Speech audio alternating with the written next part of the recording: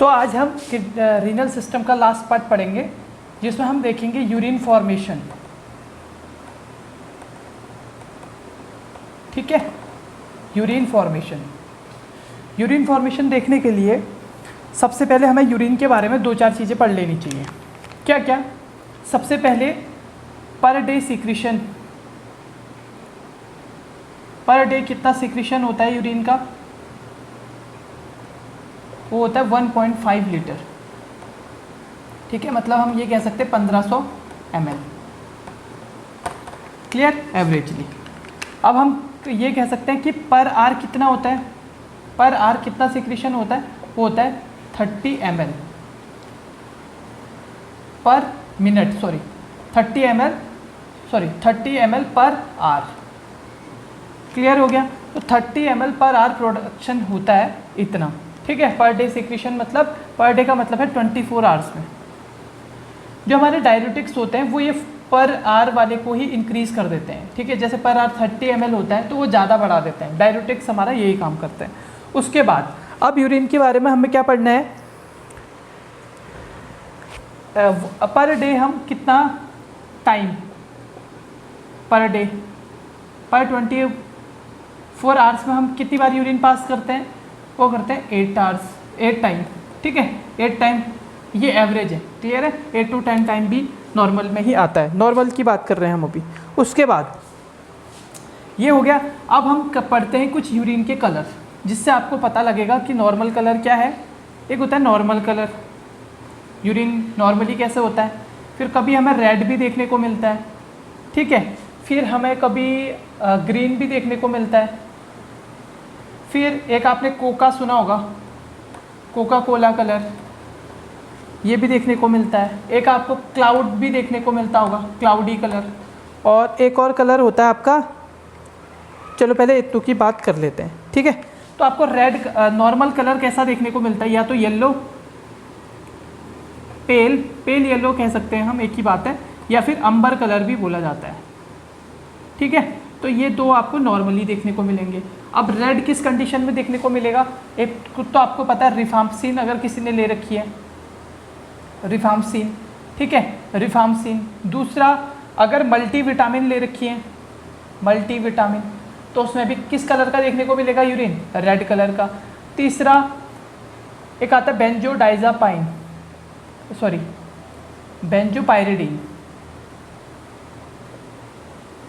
और एक और आता है आपका साइक्लोसेरिन। ठीक है, ये सारी चीज, इन चारों में क्या कैसे देखने को मिलेगा? रिफाम्पसिन, मल्टीविटामिन, बेंजोडाइजापिन और साइक्लोसेरिन ले रखी है, तो बेंजोडाइजापायरिडीन ले रखी है, तो उसमें हमको रेड कलर का यूरिन देखने को मिलेगा। अब हम बात करते हैं ग्रीन कलर की। ग्रीन कलर किस में देखने को मिलता है हमें? तो ग्रीन कलर हमको देखने को मिलता है आपका, एक होता है फिनो इंटॉक्सिकेशन। किस में देखने को मिलता है? फिनो इंटॉक्सिकेशन।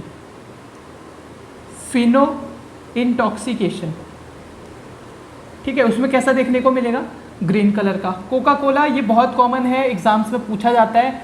ग्लोमेरुलो नेफ्राइटिस में कोका कोला देखने को मिलता है आपका। ठीक है, जिस कलर का कोका कोला होता है, इसीलिए इसको कोका कलर यूरिन किस में देखने को मिलता है? ग्लोमेरुलो नेफ्राइटिस में। अब आते हैं क्लाउडी कलर। क्लाउडी कलर किस में देखने को मिलता है? हमारा क्लाउडी देखने को मिलता है इन्फेक्शन में, जैसे पाइलोनेफ्राइटिस। ठीक है, पाइलोनेफ्राइटिस में किसकी वजह से? क्योंकि वहाँ पे पस सेल्स होती हैं या WBC वगैरह होती हैं, तो वहाँ पे कैसा दिखता है? क्लाउडी कलर का दिखता है। तो यूरिन का ये नॉर्मल कलर आपको पता चल गया होगा। अब बात करते हैं यूरिन का pH कितना होता है, ऑस्मोलरिटी कितनी होती है और स्पेसिफिक ग्रेविटी कितनी होती है। तो सबसे पहले pH की बात करते हैं। तो pH जो एनक्लेक्स में दिया है, pH अगर आप एनक्लेक्स पढ़ेंगे तो आपको पता चलेगा। तो एनक्लेक्स के pH के अनुसार है 4.5 से लेके 7.5 तक pH दिया गया है। ठीक है, सॉन्डर्स में नहीं, मॉसबी में। ठीक, अलग अलग बुक्स होती हैं। और अगर आप जनरल बाकी बुक्स में पढ़ेंगे तो वहाँ पे आपको 6.4 से लेके 6.8 तक भी देखने को मिलेगा। अगर एम्स का एग्ज़ाम आता है तो एम्स मेरे हिसाब से एनक्लेक्स वाला ही मानता है, तो मेरे हिसाब से इन दोनों के बीच में आता है। अगर कोई और अदर ऑप्शन दिया हो या कोई दूसरा एग्जाम हो जिसमें ये ऑप्शन नहीं है, 7.5 तक नहीं है, 6.4 से 6.8 के बीच में कोई आपको वैल्यू दे रखी है, तो आप वहाँ पे इसको टिक करोगे। तो ये दोनों ही वैल्यू पीएच की आप याद कर लेना, ठीक है। ये अदर बुक्स के हिसाब से है और ये एनक्लेक्स के हिसाब से। पीएच के बाद क्या आता है आपका? पीएच के बाद आता है आपका ऑस्मोलिटी, ऑस्मोलैरिटी, ठीक है। तो कितनी ऑस्मोलैरिटी होती है यूरिन की? होती है 900 से लेके 1200 क्या मिली ऑस्मोल पर लीटर, ठीक है। तो ये होती है आपकी ऑस्मोलैरिटी यूरिन की। अब तीसरी चीज़ हमने क्या बोला था? पीएच पढ़ेंगे, ऑस्मोलैरिटी पढ़ेंगे, स्पेसिफिक ग्रेविटी, जो बहुत सारे एग्जाम में देखने को मिलता है आपको, ठीक है। तो स्पेसिफिक ग्रेविटी की भी मेरे पास 2 वैल्यू हैं, आपको जो लगे वो करना। जो नॉर्मल बुक्स हैं या जो हम डेली स्टडी करते हैं उन बुक्स में दिया है 1.005 से लेके 025 तक, ठीक है। और जो एनक्लेक्स के अकॉर्डिंग है 1.010 से लेके 1.030 है, ठीक है। तो ये आपको स्पेसिफिक ग्रेविटी देखने को मिलेगी, ठीक है। आप दोनों ही याद कर लें। वैसे नॉर्मल जो भी आज तक जो क्वेश्चन आए हैं इनके बीच के ही आए हैं, तो आप बस याद रख लें कि यहाँ 5 से 25 तक है और यहाँ 10 से 30 तक है। क्लियर हो गया आपका? तो आपको ऐसे स्पेसिफिक, ये होगा यूरिन के बारे में नॉर्मल बातें। अब हम देखते हैं कि यूरिन का फॉर्मेशन कैसे होता है। क्या कैसे होता है यूरिन का फॉर्मेशन? तो हम फिर से जो हमने पढ़ा था वही पढ़ लेते हैं। वैसे ये याद हो गया होगा आपको डायग्राम, क्योंकि हम शुरू से लेके अभी तक, आज लास्ट लेक्चर है और अभी तक इसी को बना रहे हैं, ठीक है।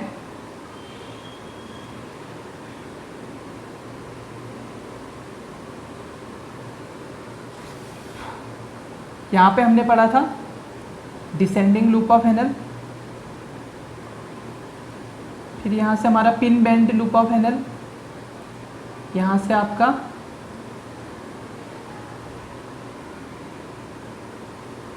असेंडिंग लूप ऑफ हेनल, ये आ गई हमारी डीसीटी और ये आ गई कलेक्टिंग डक्ट। क्लियर हो गया? तो ये हमने नॉर्मल डायग्राम पढ़ा था। अब थोड़ा सा एक आध चीज़ें आज और हम और पढ़ लेंगे इसमें से। क्या पढ़ेंगे? एफरेंट आर्टरियोल है, ठीक है। क्या है? Efferent arteriole. तो एफरेंट आर्टरियोल से क्या आता है? ब्लड आता है। तो यहाँ पे क्या है? ये तो बाउमन कैप्सूल है, ये क्या है? ग्लोमेरुलस है, ठीक है। ये ग्लोमेरुलस है, तो इसमें फिल्ट्रेशन होता है। अब ये ग्लोमेरुलस और बाउमन कैप्सूल के बीच में क्या होती हैं? ऐसे ऐसे सेल्स प्रेजेंट होती हैं, जो मैं यहाँ पे बना रहा हूँ, ठीक है। मैंने दूर दूर बनाया ताकि आपको दिखे, जिससे कि ब्लड फिल्टर होगा। ब्लड तो यहाँ चले जाएगा और यूरिन कहाँ चले जाएगा? मतलब जो बाकी का अब्जॉर्ब होना है, सिक्रीट होना है, वो आ जाएगा नीचे, ठीक है। तो ब्लड, अब थोड़ी सी बातें कर लेते हैं। अब ये सेल्स जो ग्लोमेरुलस में, जो बाउमन कैप्सूल के अंदर प्रेजेंट है, ग्लोमेरुलस में बाउमन कैप्सूल तो नीचे है, अंदर जो ग्लोमेरुलस में सेल्स प्रेजेंट है उनको बोलते हैं पोडोसाइट सेल्स। क्या बोलते हैं? Podocyte cells. ये सेल्स कैसे प्रेजेंट है? जहाँ पे बाउमन कैप्सूल मतलब जहाँ पे ओपनिंग है बाउमन कैप्सूल के और ग्लोमेरुलस के बीच में, और ये सेल्स एक दूसरे से कुछ ऐसे दूरी पे हैं। क्लियर है? ऐसे दूरी पे हैं। इनके बीच में जो गैप है, इन सेल्स के बीच में जो गैप है, अगर आपको नहीं दिख रहा तो मैं दोबारा से बना देता हूँ उसको।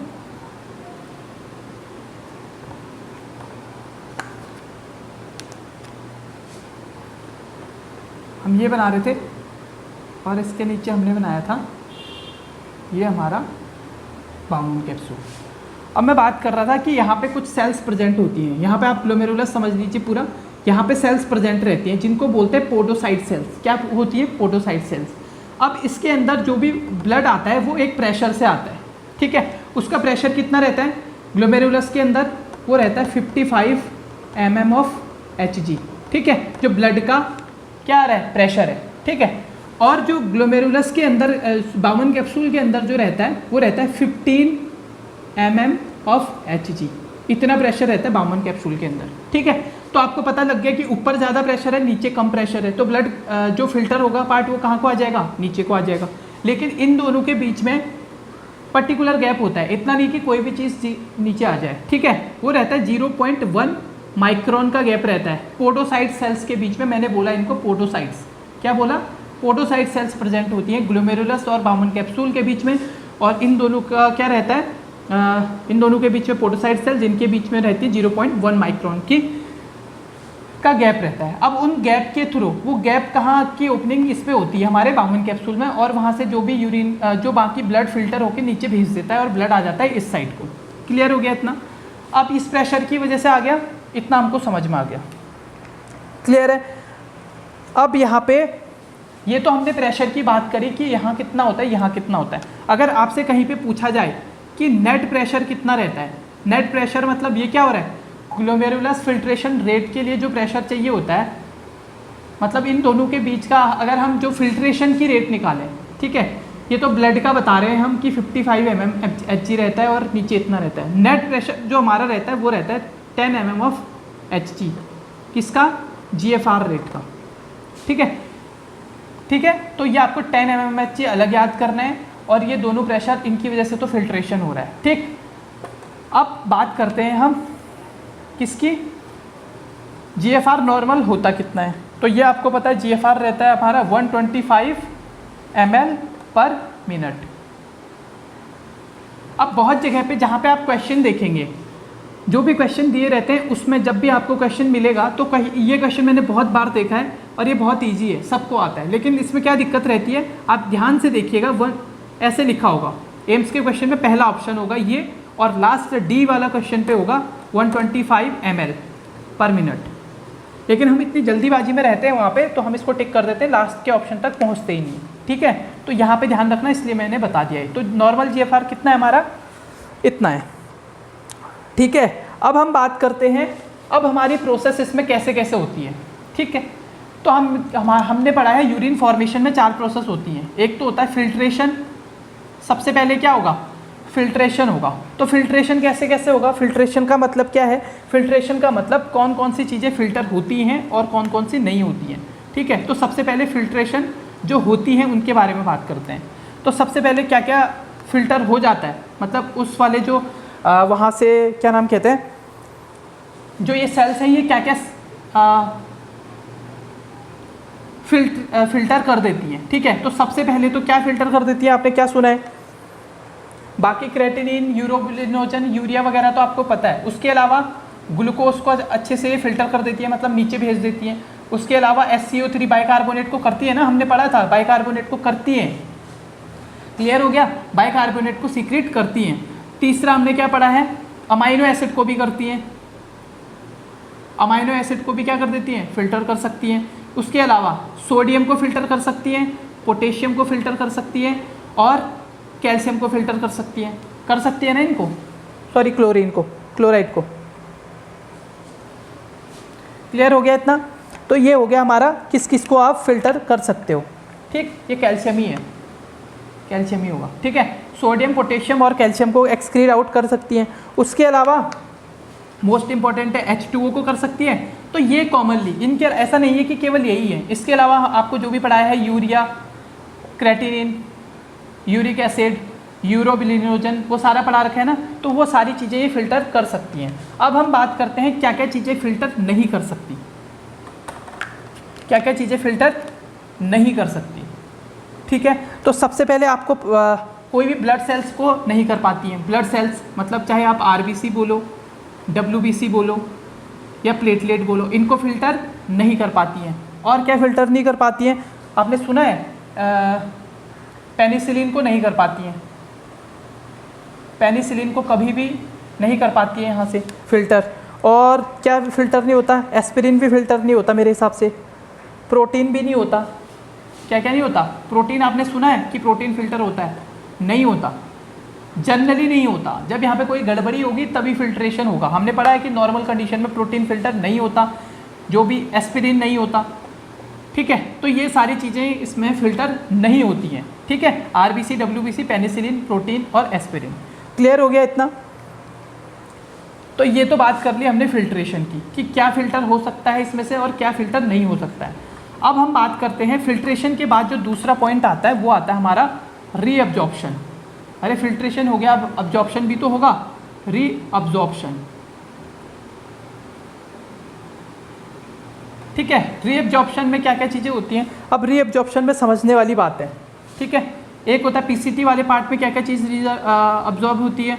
पीसीटी के बाद आता है क्या हमारा, लूप ऑफ हैनल, सीधे सीधे लिख सकते हैं इसको। फिर उसके बाद क्या आता है, डीसीटी।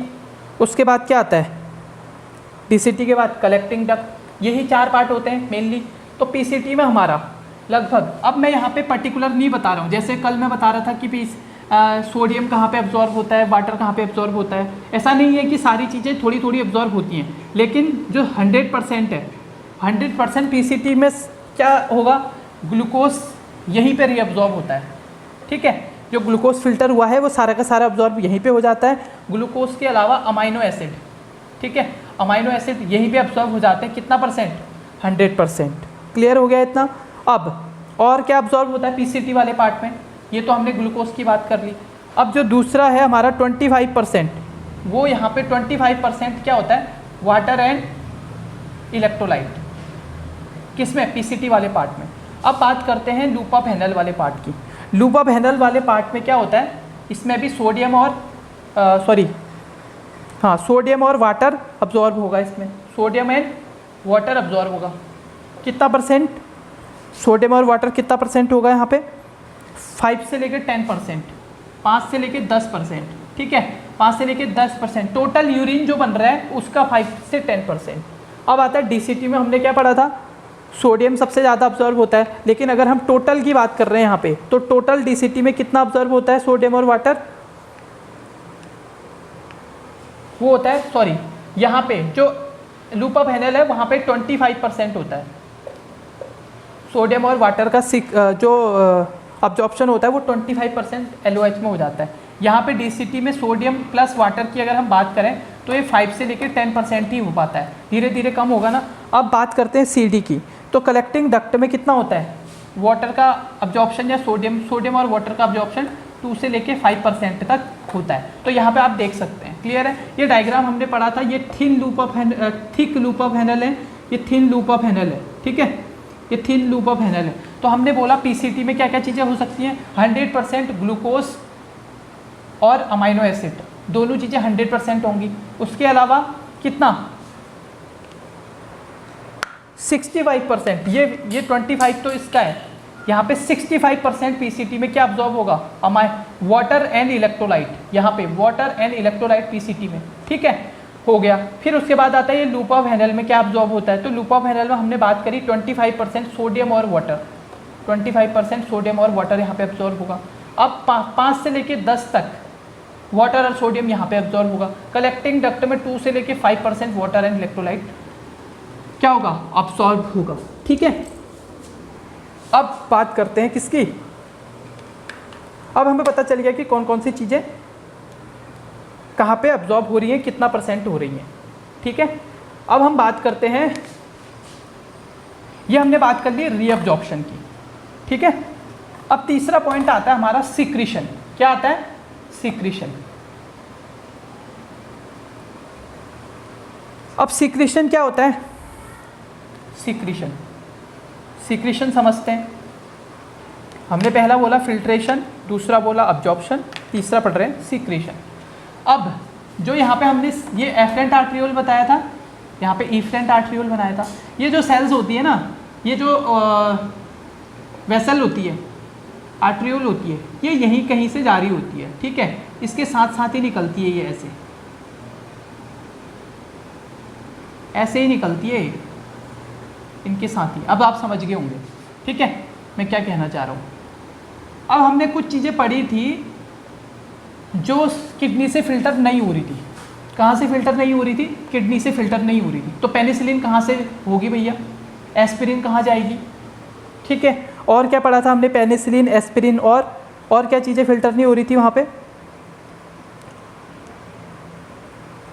चलो इन दोनों की बात करते हैं। प्रोटीन भी फिल्टर नहीं हो रहा था और बाकी सारी चीज़ें भी थी, लेकिन पेनिसिलिन और जो एस्पिरिन है उनका एक्सक्रीट आउट होना तो बहुत ज़रूरी है। तो सीक्रेशन में क्या होता है, देखो सीक्रेशन में क्या होता है, जैसे ये ब्लड आता है इसके पास में, पीसीटी के पास से गुजर रहा होता है, तो यहाँ पे हमने बोला था ब्रश बॉर्डर होता है, पीसीटी में क्या होता है, ब्रश बॉर्डर। अब ये ब्रश बॉर्डर का काम शुरू होता है यहाँ पे, ठीक है। तो यहाँ से जो हमारी इफरेंट आर्टरियोल वाला पोर्शन था, वहाँ से क्या करने लग जाता है, ये एस्पिरिन को यहाँ से फिल्टर नहीं हो सकता, लेकिन यहाँ से तो अब्जॉर्ब हो सकता है। एस्पिरिन और पेनिसिलिन जैसी चीज़ों को यहाँ से अब्जॉर्ब कर देता है और बाकी टिब्यूल्स में डाल देता है। तो ये काम होता है हमारा किसका, सीक्रेशन का। तो सीक्रेशन में हमें पता लग गया क्या क्या चीज़ें होती हैं। एक तो होता है एस्पिरिन, एक पेनिसिलिन, और हमने यहाँ तो बाइकार्बोनेट हमने बोला था क्या हो जाता है, फिल्टर हो जाता है।